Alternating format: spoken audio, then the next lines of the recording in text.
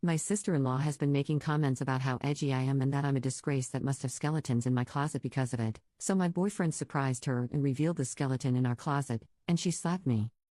How do I put this? My sister-in-law, 56F, thinks I, 32F, am obnoxious. She is my boyfriend's, 38M, eldest sibling and very protective of her baby and also very religious, so her baby dating pantsuit wearing, neon-colored hair having, bisexual atheist feminist with two moms was a lot for her to take in. Over the 3 years my BF and I have been together, she has only been more vocal about it. It did first start with small snarky comments, but now it's full in-your-face criticism. It got worse when he moved in with me as we aren't married. Well, one of her longest-running jabs is that I look scary but am just mild and boring whilst I try to cosplay as edgy. Fair play to her for sewing and cosplay. Gold star. She's evolving, unless I have any skeletons in my closet. I'm a happy person and have little issues with laughing at myself, so I always just laugh it off when she says she will find my skeletons in my closet. It was my birthday recently, so we have everyone over, and when my BF went out for decorations he returned with a plastic skeleton and held it up, with that "we're so immature but you're in, right?" look on his face and said, "You thinking what I'm thinking?" And fudge me, I was. This cheeky jerk was giving me an offer I couldn't refuse, and I laughed and said, "You son of Sith, I'm effing in," so we set the trap. Well, surely enough, Sil was busy telling anyone who would listen that we're unmarried, sleeping in the same bed, I smoke weed, she could smell it. The usual, and I ignored her, and then she went on about me cosplaying as edgy and not being an authentic person, and someday she will find my skeletons in my closet. My BF started to laugh and I said, "Oh, you didn't notice?" And walked her to our coat closet near the front door and opened it. There was Skeletor the skeleton propped up against the corner. We had a good laugh and my Bill said, "Fudging hell, you finally found it," and when I turned to her, it went from a good-natured laugh to a nightmare. She was red in the face, silent, and crying. She slapped me and left without a word. I was stunned by the slap and not even prepared to deal with stepmother-in-law who asked me if I was happy mocking the woman who raised my BF and that I'm such a disrespectful butt, but this was a new low. She and a few others started telling me how much trash I was for embarrassing Sil and mocking her in front of everyone. The party naturally died from the party foul wounds and was DOA, so most everyone left within THR hour. BF has been trying to cheer me up and took me to see Deadpool and got me takeaway so we can binge watch our show and veg out, but Sil texted me a paragraph about how she's tried with me but I am determined to be a morally corrupt violation of her family and she is devastated that I hate her enough to make a mockery of her. I replied back an apology that I hurt her and I genuinely thought it was just a laugh we could share and offered to take her to lunch to talk it out. She said she was disinterested in dealing with me further and when my BF wised up and leaves me, she will celebrate. There are texts from others and group chats where I am being torn apart as vicious and malicious and my mind is boggled. I know there are 100% times that when a person says it's just a joke they are astronomically the jerk. So am I the jerk here? Update 1. Facebook is such a pain. Sil took to social media and made a post and tagged me. It was a novel long, but the short of it is that I am a hateful woman who doesn't respect parental figures, and it must be because I am an orphan. According to post, I am on drugs and lured her baby unto them too. I've turned him against God and his family.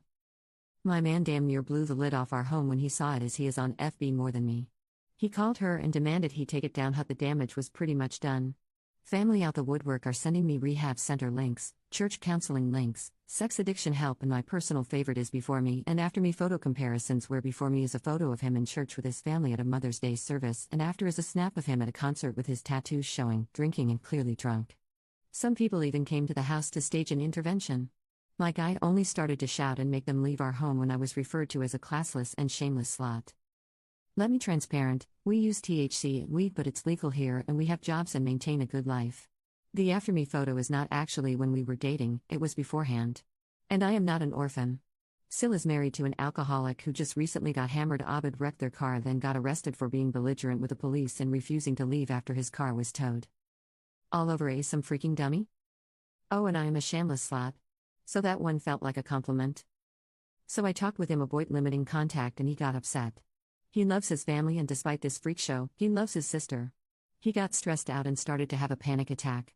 I helped him recenter, got him water and held him until he was calm again. He asked we give it a bit of time to die down and he will try to talk sense into Sil.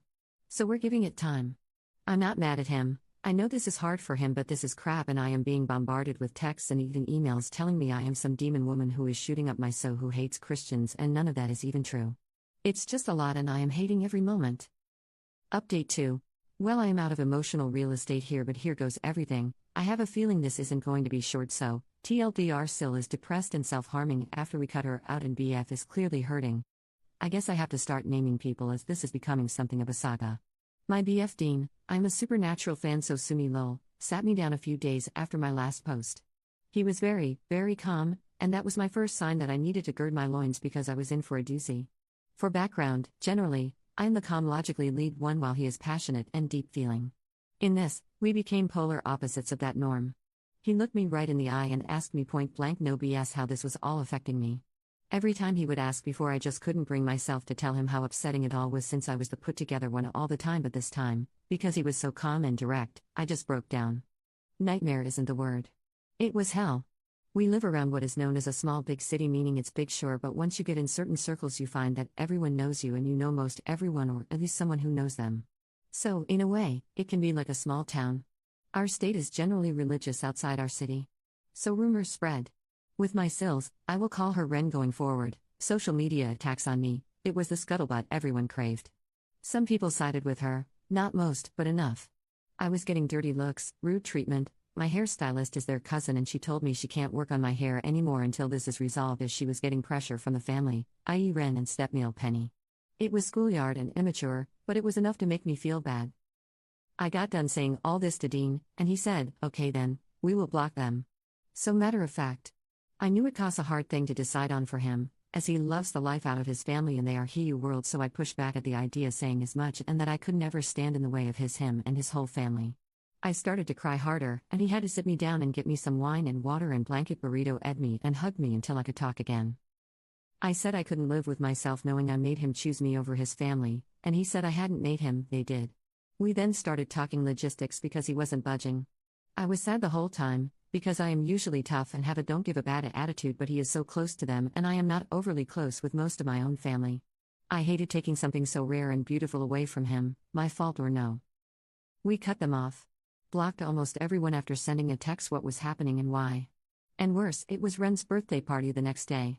I took my guy to a festival happening in the city so he wouldn't have to think about it, and we were out until 2 or 3 the next morning. When we got home, our neighbor said we had a lot of people coming to knock on our door. 1 or 2 at a time. And a couple then asked our neighbors if we were home. Later, when I was making lunch, the police came by for a wellness check. They said his mother is concerned about him. Him. Not me. Just him. Dean said coldly that his mother is dead, and if his father's wife sent them, he wanted it on record that they were not in touch and he wanted no contact. Penny was at our door by dinner. Some of this was before I got into the room because I was cooking, but Dean told me he heard a knock and thought it was the neighbors and opened without looking. Ren was standing there, eyes red as if she had been crying. She asked to come in and he said no, so she started to cry, loudly, and I heard it and came to see what the fuss was. She had fallen into him sobbing and wailing, asking what she did that was so wrong that he's treating her like this. That he's her baby, and she loves him, but he is so cold and mean to her now and all that BS. I was angry, but I saw his face, he was tearing up and pushed her away, asking her to leave. That's when she saw me. She was sobbing an apology like, I am so sorry if I ever made you feel like you're not family. You won. Please don't take my baby from us. She went on to say if this is about their religion then they won't pray around me and stuff like that, and when she finally stopped rambling I said it was not about their religion. I am atheist, sure, that's my choice. But I don't mind people having faith in something. I actually somewhat envy people who do, as I just don't and probably can't. I told her it was about my treatment from her and others in the family. That I was cast as the villain for almost 3 years and I was prepared to grin and bear our whole natural lives, but then she gets nastier with me with a gossip mill, and above all that, she put hands on me. She had the absolute gumption, gal, to slap me, and the family collectively decided to let that slide. I won't tolerate physical abuse. I had an abusive ex. I won't be accepting that. Ever. Honestly, that was the singular thing that made me realize 2 things: she will never respect or care about me, and more, that I can never respect her ever from that moment on. It all just flooded out me. I never yelled. I was just firm and direct about it. This is what happened. This is the hurt you did, and here are the consequences. She practically collapsed in our home wailing by the time I finished, and she would interject, okay, you hate me, I get it, or I'm sorry. I'm so sorry, and things like that. I asked Dean to get her water, and he did. When he returned and handed her the glass, he said she should drink something, and she shook her head and said that she couldn't. We asked her if she hurt herself getting to the ground, and she just got really calm and wiped her eyes and had this weird frown, tears still streaming down. She told us that she came to apologize, and she apologized, but we've been clear we don't want anything to do with her or the family, and that breaks her heart. She can't eat or drink anymore because life is not worth living knowing Dean hates her. Dean shook his head but said nothing other than don't mistreat yourself like that. That's not fair. Then she just walked through the door and said that I won, he's mine, and to please take care of him for her. The moment the door closed, Dean started to cry. I tried to comfort him, but he pulled away. He said he isn't mad at me or anything, but that was just a lot, and he feels like trash. He told me he knew she was being manipulative, but he almost wanted to take her apology because it's just been so hard, and she will spin this somehow to make us look as callous and hateful as possible, and his father would be ashamed of him. A week goes by, and Dean has cheered up a bit. He apologized to me for crying, to which I said he never has to apologize to me for his feelings or crying or anything like that, and that I am proud of him for being rational in an entirely irrational moment. He is making friends and picking up hobbies where family events would be like instead of Mass and Sunday dinner. He goes to shoot hoops with a community group, he signed up for a patch on the community garden, and he's been taking the time he would usually take to hang out with Penny and help around the house to volunteer at the animal shelter down the way from our home. He came home this past Monday in a bad mood. He was honest that he was upset and would be bad company, so he needed space, so I obliged and went out with a friend. When I came home, he asked me to sit down and said he logged into social media, and a friend messaged him a post that Penny made about Ren asking for prayers. Ren was severely depressed and had quit doing much of anything according to the post, and she was suffering from the heartbreak of her life, but they didn't explain what that was. This friend of Dean's comment if there's anything we can all do, and Penny replied pray and nothing more. Yesterday rolls around and Bill Teddy calls, he's not blocked or cut off because he's been having our backs, to tell us Ren is in the hospital as she tried to take all of her meds at once. She's been asking for Dean. I told him that she's in the hospital, and he can go to her if she wants, and I even will go with him or not depending on what he tells me he needed, but he refused to go. He's been blue ever since, and I'm worried. Ren is practically a mother to him, so I know it's hard. I feel like trash because this is really all because I agreed to some stupid joke to fire back at hers. Normally, I would just say these are manipulation tactics, but to down pills out of spite is some next level commitment to the bit, and I feel like I've really shattered my man's world. I don't know if I need to give him time, or sit him down right now, or up our therapy, or take him on a vacation or what. He's my person. I hurt when he hurts. And we're hurting right now. Sorry this went so long, I guess I had more to say than I thought. Commenter 1. Does anyone else think she might be Dean's bio mom? There is an 18-year age gap between them. Commenter 2. Possible. I was 13 when I learned in an argument my sister was my mother and mom was my grandmother. Fudged me up for 20 years. Update 2. We've endured a lot from his family at this point. From them calling into my job to complain about me, to the police coming by because I am abusing him. I won't make this another War and Peace manuscript by typing all that happened out, but it's been a lot. Dean got a job elsewhere in the state. It's been a roller coaster for him. We talked it out and he accepted. He doesn't want to be near family anymore. Well, that Medusa of a woman found out and Teddy told us she's throwing a fit. So I just knew she would come around soon. I told Dean this and he looked at me and said, "You think so?" And I said, "I know so." So he came home that next day with more skeletons. They are propped up around the porch, in the yard, and next to the garage. They have names. He named them. Boney Stark, Meryl Monroe, Tibia Turner, he's given them backstories. The man has lost his mind, lol. Sure enough, she showed up. We have a ring cam now, so we both got alerts and saw her coming. He got up and said he would take care of it, so I just watched the cam and stayed in bed. He tells her to leave and she demanded to know why he was moving. She was blaming it on me, making it seem like I bullied him into the job and he needs to come to his senses and leave me. He refused. So she slapped him. Twice. Then started to cuss at him, hitting him with her fists, and he backed up and pushed her away. Then she falls and starts to scream that he's hit her and that he's a monster and she's calling for help. She woke up the whole neighborhood with her BS. Dean was doing his best to stay calm but opened the door and told me to call the police. And I watched her smugly say that if he dares, she will tell them that he and I attacked her. And shows him her arm, and says she had the injuries, and no one will believe him. He just stared at her and went inside. She went nuts and threw Boney Stark into the rosebushes. Then, she sat on our porch just chilling until the police arrived. She threw on the waterworks the moment the cop car pulled in. She actually had gotten out of the chair meant for Boney, lay down on the stairs and started to cry. Police sorted this pretty quickly because as Oscar-worthy of a performance she gave, we had footage. It was my turn to be smug. I cast it on our large TV for all to see. She cussed me out saying I was a batch and a loser, a harpy who charmed her baby and lunged for me. Dean got in the way and told her to get the F out of our house and that she's disgusting and manipulative. He then said, "I'm not your baby. And you know what? Thank you. Thank you for showing me who you are. Now I can't wait to get away from you. Good job. I think she figured it all out in that moment because this time when she cried, I believed her. She just sobbed and the cops took her outside. We had her legally removed and put in a request for a restraining order. We currently have a temporary one for the case to be reviewed, but it expires after we move, so now we are just being careful about our information. Dean was really sad the first few days but now is excited. He keeps talking about the city we are moving to. It's very fun, odd, and has a lot of live music and events. I know he will mourn it once it catches up with him, and he's keeping busy to not think about it too much, but it is good to see him smile. I miss that. The family tried harassing us, but he would forward the footage and tell them if they don't want him to go fully NC to cut it out and keep her under control. Sometimes it makes him cry and other times it just makes him mad. I've asked if he wanted me to take over some of this and he says no. He just wants us to ride this out, pack up, and get settled in the city. Oh, and the skeletons are coming with us. Update 3. Turns out when you threaten to go no contact and follow through, tunes change. Sil can't contact us due to a restraining order, so she tried to lean on other members of the family. No one really buckled under that pressure aside from a stray mishap here or there, but we would be quick to block.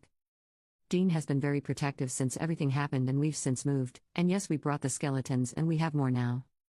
It was fine all until Smeel contacted me directly asking me not to talk to Dean yet, but she is worried this has gone on too long. Sil had thought herself pregnant back in July, but it turned out not to be the case.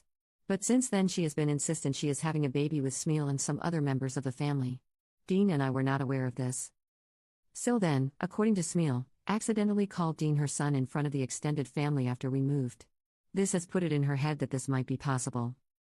I don't know quite what to do. I haven't told Dean about this yet because it's ridiculous and sounds too much like a soap opera or something. And he's finally in a good place and staying no contact. We are closer to my family, not related but the closest I've got to family really, and we've had a full social calendar since we've moved. I told a friend about this and she says I have to talk to Dean about this so he's not blindsided later, and I would normally agree, but I hate that this woman has been on our minds so much of the time all the time and don't want her to continue to ruin what we have. I'm going myself the weekend to figure out if I will tell him or not. In the meantime, I got him a new skeleton named Manfred from his favorite video game, hopefully to keep things light. Update 4. So Dean and I have moved. I started a new job here and Dean's been thriving in his. Since my last post it's been pretty quiet. I told Dean about the weird slip-up his sister said calling him her son. He didn't really react at all at first. About a month later, as we are moving, he packs our files and important documents and he went through them. He asked me if I thought it was possible and I just said I didn't really know. We made the conclusion over time that it could be true and it could simply not be true. By either way, the woman he calls his mother remains just that and he keeps her memory. Whatever his sister is biologically doesn't matter. He's cut off most of his family, and we've started to build a life here in our new city. Teddy visits sometimes, but it's mostly just me and Dean. We recently got engaged after we adopted a dog and he joked that now that we have a child, I should make an honest man out of him. It's a lot happening, but after we had our fun with skeletons at our new place, we literally dressed them for every odd holiday or legit holiday, doesn't matter to us, and added some wolf name tags and costumes. It's safe to say this is just tradition now. Last month, Teddy told us that Dean's sister punched their stepmother in the face. We don't know why, but we do know charges are being pressed. I guess it's good we got away when we did. So I guess this is my last update. Thanks for letting me vent about this insanity. Send me any ideas you have for skeleton names. We have more in the basement but don't have names for them.